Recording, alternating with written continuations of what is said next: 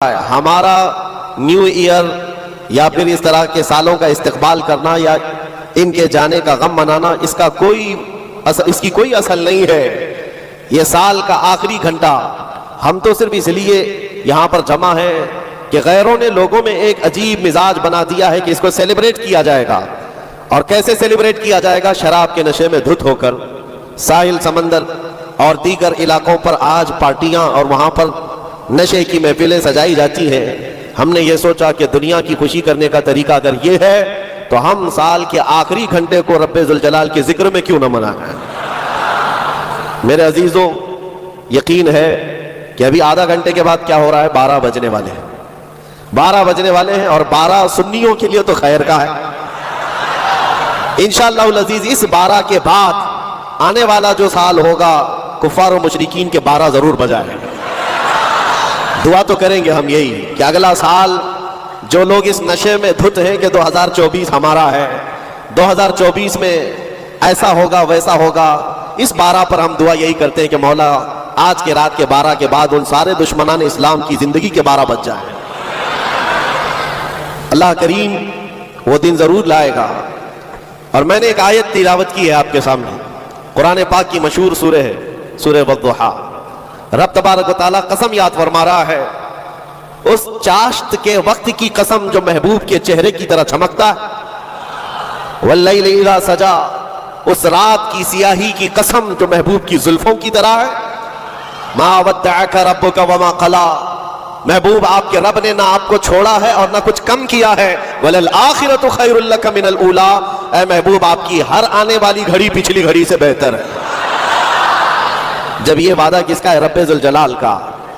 حضور کی ہر آنے والی گھڑی پچھلی گھڑی سے بہتر ہے تو امت کی بھی ہر آنے والی گھڑی پچھلی گھڑی سے بہتر ہو۔ ہم آنے والے سال کا استقبال اسی اعتبار سے کریں گے کہ رب تعالیٰ کا وعدہ ہے کہ ہر آنے والی گھڑی بہتر ہوگی، تو پھر انشاءاللہ ہم یہ کہیں گے 2024 ہمارا ہے انشاءاللہ، بلکہ اس کے بعد آنے والے سال بھی ہمارے ہیں۔ میں گفتگو کی طرف آگے بڑھتا ہوں، لیکن اس سے پہلے آپ کو میں بتاؤں، ایسے ڈر کے ماحول میں، ایسے سراسیمگی کے وقت میں، جہاں لوگ چھوٹی سی افواہ پر بھی گھروں پر دب کے بیٹھے ہوئے ہیں، آج مسلمانوں میں خاص طور پر اتنا ڈرایا گیا ہے کہ لوگ سفر کرنا بھی چھوڑ رہے ہیں۔ ارے نہیں، اب ایسے حالات ہو جائیں گے ہم ٹرین کا سفر نہیں کریں گے، فلاں جگہ نہ جائیں۔ اتنے ڈر کے باوجود، ڈر تو تمہارے اندر پھیلایا گیا، خوف تمہارے اندر لایا گیا، لیکن جانتے ہو ان کے پاکھنڈیوں کی باتوں کو سنا کبھی؟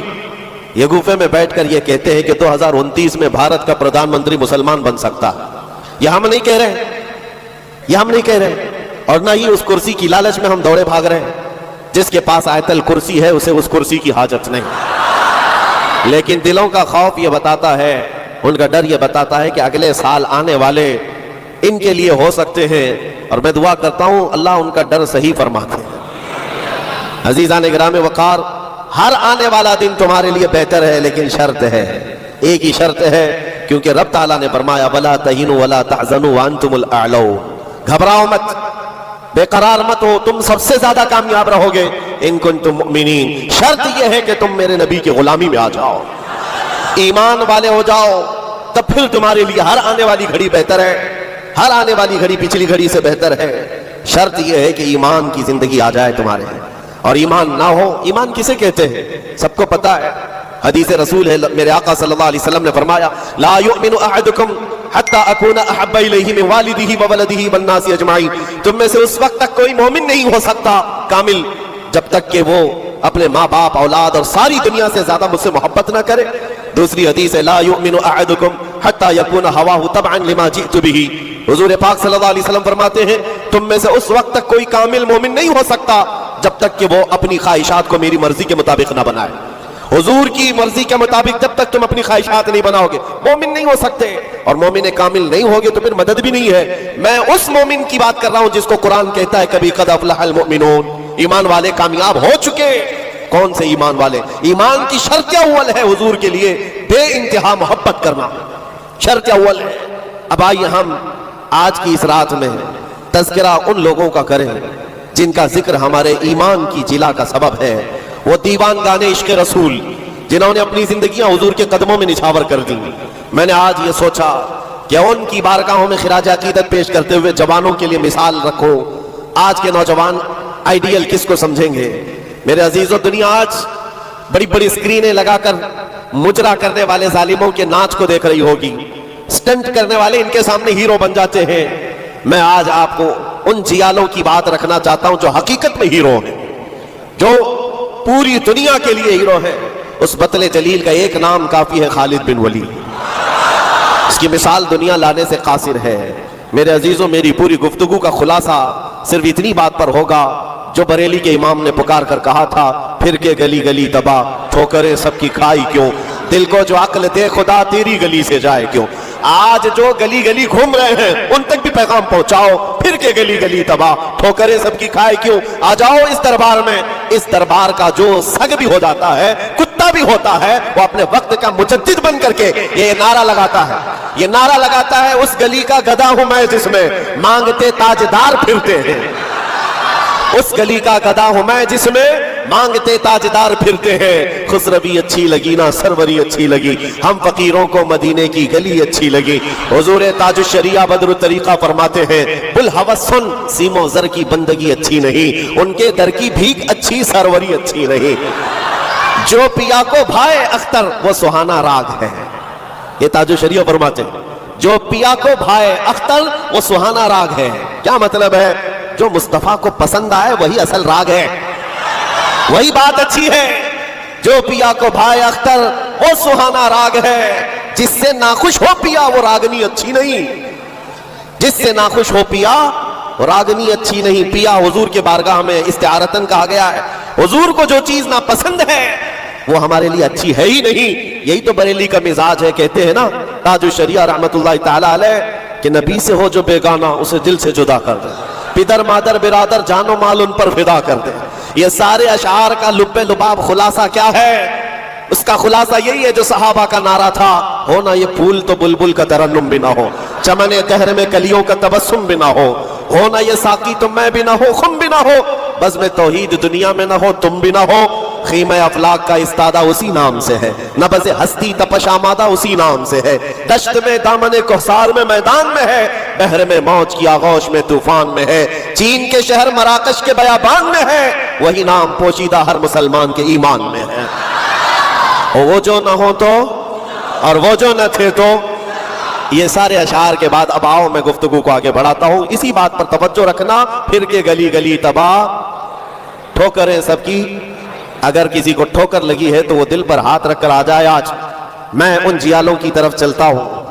یمن کا ایک قبیلہ بنو اسد ایک قبیلہ ہے جس میں رہنے والے ایک شخص ہے حارثہ اور ان کی بیوی. چھوٹا سا ایک کنبہ، چھوٹا سا ایک خاندان، 3 بچے تھے. حارثہ اور ان کی بیوی اور 3 بچے. یہ یمن کا رہنے والا ایک قبیلہ ہے. عورت اپنے تینوں بچوں کو لے کر میکے جا رہی تھی اور بڑا بیٹا جو اس وقت عمر کا 8 سال کا تھا، زید نام تھا. قافلے پر اچانک ڈاکوؤں کا حملہ ہوا اور مال لوٹ لیا گیا، اور ساتھ ہی ڈاکوؤں نے یہ زید نامی چھوٹے سے بچے کو، 8 سال کے بچے کو بھی گرفتار کر لیا. ایک ماں کا کلیجہ دہل گیا کہ میرے 8 سالہ بچے کو مجھ سے چھینا گیا. باقی 2 بچے تو ساتھ تھے.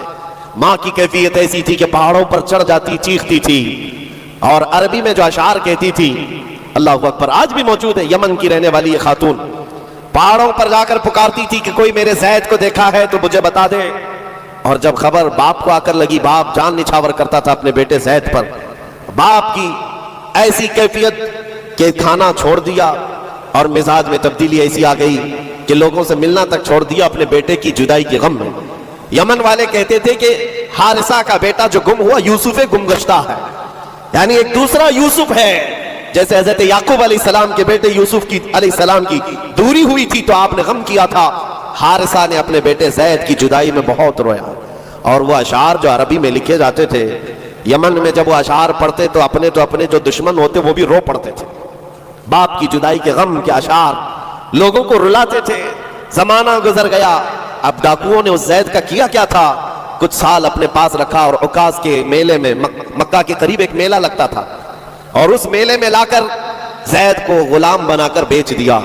جب بیچا تو یہ زید غلام بن کر کے کس کے حوالے آیا؟ خدیجہ بنت خویلد، ام المومنین حضرت خدیجہ رضی اللہ تعالیٰ عنہا کے گھر حضرت حکیم بن حزام کے ذریعے سے. جب یہ غلام حضرت خدیجہ کے گھر آیا تو اس وقت 15-16 سال کی عمر تھی. پہلی نظر مصطفیٰ کریم کی پڑی تھی. رسول رحمت صلی اللہ تعالی علیہ وسلم نے حضرت خدیجہ کے گھر اس نوجوان کو دیکھا. ادب میں کامل تھا, گفتگو کے سلیقے اچھے تھے, لوگوں سے ملاقات کے طور طریقے بتاتے, بڑا خاندانی آدمی. جب یہ پہلی نظر میرے مصطفیٰ کریم صلی اللہ علیہ وسلم کی پڑی تو ام المومنین خدیجہ سے کہا, میرے آقا نے اگر آپ بہتر سمجھیں تو یہ غلام میرے حوالے کر دیں. کیا قسمت ہے جس کو خود رسول اللہ خرید. زید کو خرید لیا, بلکہ تحفتاً حضور کو دے دیا گیا. غلامی کا دور ہے. زید یہی وہ حارثہ کے بیٹے ہیں, نبی مکرم صلی اللہ تعالیٰ علیہ وسلم کے حوالے آ گئے. دن رات مصطفیٰ کریم کے ساتھ گزر رہے ہیں. تربیت بھی کسی نے سرور انبیاء نے کی, اور نوجوان کے طور طریقے ایسے. میرے عزیزو, آپ کو پتا ہے یہ وہ زید ہے جس کے بارے میں آپ کو بتاؤں. حضور پاک صلی اللہ تعالیٰ علیہ وسلم